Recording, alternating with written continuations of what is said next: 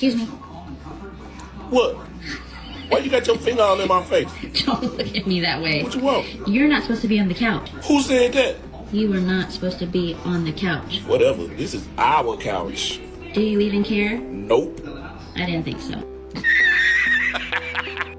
Hey boy, what's up?